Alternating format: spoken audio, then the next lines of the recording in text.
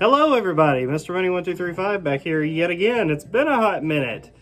You know, I don't even think I came back to talk about the Pac-Man track when it first dropped, but you know, I really do love that track. There's only one criticism that I had about it at the time that it dropped. I didn't really care for how abruptly it ended. I really like Schoolboy Q's verse. I really like everything about it. I like Damon's vocals. I like the bridge, especially on the track. You can hide your head. I think that sounds really, really cool when it goes into that more minor key. Really, really cool. But I did take the track, put it into Audacity, and then I spliced it a little bit so that that bridge also shows up again at the end of the track, and I think it's a way better way to listen to that track now. I would definitely recommend it if you have the means to create that, so just to take out the abruptness of that. Just sounds so much better. Yeah, I've been going for a little while. I had started a new job recently, and that kind of took away from my ability to make videos, or just dealing with more important stuff than making videos. Just, you know, because I'm not getting anything for doing this anymore, so it's just kind of like doing it for my own psyche now. Because it kind of sparked an idea for a video after I made notice of something here. Record Store Day today. I've been very excited for these two releases. The G-sides and D-sides have never been released on vinyl. This is the first time ever, even when the albums came out in 2001 and 2007. You know, we got that cool box set of D-sides on CD in 2007, but they've never been released on vinyl, ever. This is the first time today. So, with circumstances beyond my control, I was not able to go out as early enough as required to actually go and get both versions of these. D-sides was sold out everywhere. I tried my city, I tried the city next to me, and the city this way of me. Like, every single record store told me that they had sold out of their copies of D-sides by like 9 o'clock. So it was kind of disappointing. I do have it on order now. It's probably just not going to get here for like another week, unfortunately.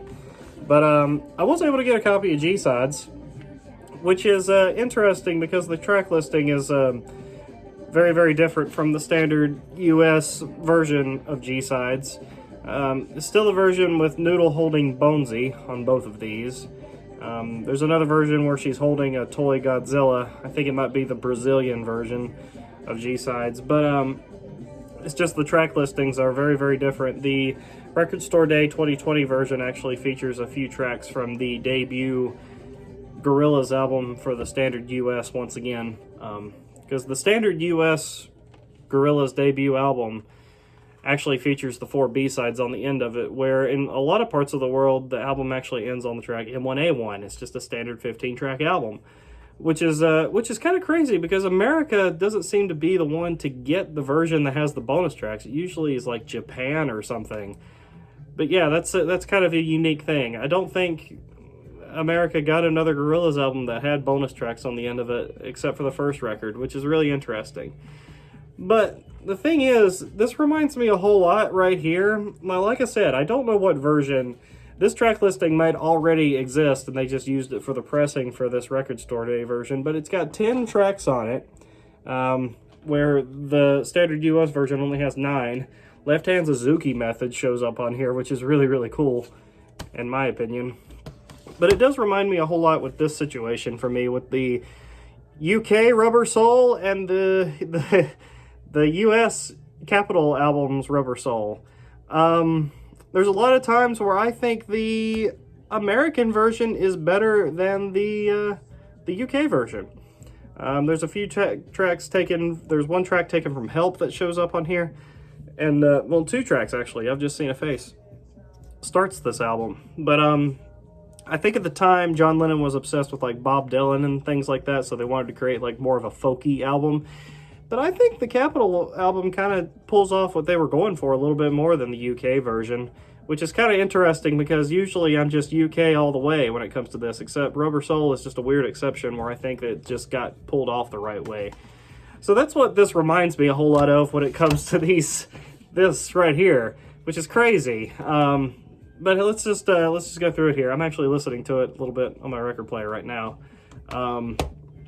On side A, both of them start with the Wise Guy, the Soul Child remix of 19 through 2000, which is one of my favorite remixes of all time. It might as well just be a standard Gorillaz track and not even a remix. I think people like it that much that it is accepted as a standard Gorillaz track, because it is a great remix. It's iconic remix, probably one of the best remixes they've ever done in their entire discography. It's a great song, it's a great version, and some people who prefer it over the original 19 through 2000, I can't really fault you for that. It's really, really good. Just the main one little issue that I have with this, even though I do think it's an improvement over what we used to have standard track list wise, is Dracula. It shows up as track number 2 on here. You might be able to hear it a little bit. But we had the English version of Latin Simone from Damon show up on this one for track 2. I love Latin Simone. I love the Spanish version on the debut album, and I love Damon's vocals on the English version on here. This does not have it, which is a little disappointing, but I still really do like the song Dracula a lot. And I think it's kind of cool to see the contrast between the Soul Child remix and then going into Dracula. It's like a really upbeat, happy song, and then we're immediately going to like this really slow, kind of psychedelic, drug-filled trip or whatever. I love Dracula. I love this track. It's a great dubby song. I think it's awesome. So, but back to huge improvements though for track number 3. This damn Wise Guys something House of Wisdom remix or something that shows up on here. I've always hated this remix of 19 through 2000. I think it's terrible. Boy, yes, the boy, yes, the boy, yes, the boy, yes. I think it goes on way too long. I get that it's kind of dancey. I get that it's kind of fun. But I do think it's really, really repetitive, and I think it just wears its welcome out way too fast. And on this version, we just have a radio edit version of Rock the House, which I love. Rock the House. I think it's a great single. I like the standard Rock the House, and this is just a shorter version of Rock the House, but I still think it's way better to listen through an album with that on it than it is this annoying-ass remix that goes on way too long. So, yeah, I think that's a great improvement. I love that there's a radio edit version of Rock the House on this thing. I think it's awesome. Track number 4 is The Sounder, just like on the American version, which is great. Love this track. Song about the band. Love it. Track number 5, just like on the American version, is Faust, which is great. Really, really chill. Love this song. So, so good. Reminds me of Christmas time whenever I listen to this track, and I love it. I love Noodle's vocals near the end of it and everything. It's just a great track. And that's the end of side 1. We start off side B with the Phil Life Cypher version of Clint Eastwood, which is great. I love this version of Clint Eastwood. This is a great version. From what I've read or what I remember, I believe this was considered to be the standard version of Clint Eastwood, the Phil Life Cypher version, before they got Del the Funky Homo Sapien to do a verse, and then that became the version that went on the debut album, and the Phil Life Cypher version was scrapped. But I do think it's a great version of Clint Eastwood. I love their rap verses, and I do love that the extra kind of twists and turns that the track takes on the Phil Life Cypher version. I think it's great, and I'm glad it's on here. Next up is Ghost Train. Just like on the CD version, Ghost Train right after the Phil Life Cypher remix or version. And Ghost Train is great. It was the very first Gorillaz song that was ever created. This is the first thing that Damon did for this project, which is awesome. It's a great song. I know Damon talked a little bit about how On Your Own by Blur was one of the first Gorillaz tracks. And you can definitely hear it when you listen to On Your Own from Blur. I mean, it was one of the main singles from the debut album where they really started getting experimental. And I think the track On Your Own might have sparked Damon's creativity for what Gorillaz could possibly be, or what he was eventually going to create. So I love that song from Blur, and I love Ghost Train. I think it's great. Really good rockin' song, you know? Really, really cool. The next up, just like on the standard US version, is Hip Apatross. I've always really loved this song. I think it's really chill. I love the samples of the zombie films, and I love the way the guitar tones sound and stuff. I think it's a great track. I think it's really, really good. And then the track that was omitted from the US version is the Left Hand Suzuki Method shows up on here as track number 4, which is awesome because Left Hand Suzuki Method is one of my favorite B-sides on the debut album. I love this track. It's almost like a straight up instrumental, but it reminds me a little bit of like a cowboy saloon a little bit, and I love the sound of the violins, and the string arrangements on that track are very, very unique, and I think it's awesome. Left Hand Suzuki Method is a great fucking song. Really experimental, really, really cool. And then just like on the standard US version, we end on the track 1-2-D3. Nice little acoustic song right there at the end, nice and simple. Really, really chill. Love 1-2-D3.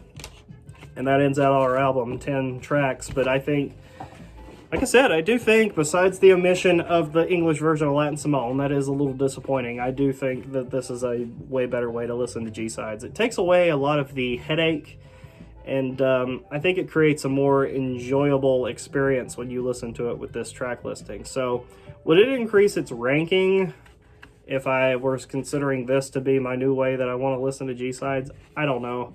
A lot of people seem to really enjoy my Gorillaz ranking video that I posted a few years ago, and I'm glad people are digging it, because I still get comments on that video from long ago. It might be cool to do an updated version of that, because I don't really listen to Humans as much as I used to, but still, I don't know. I'm pretty happy with this. Definitely going to be doing an unboxing of the of D-sides when it comes, and talk a little bit about that too.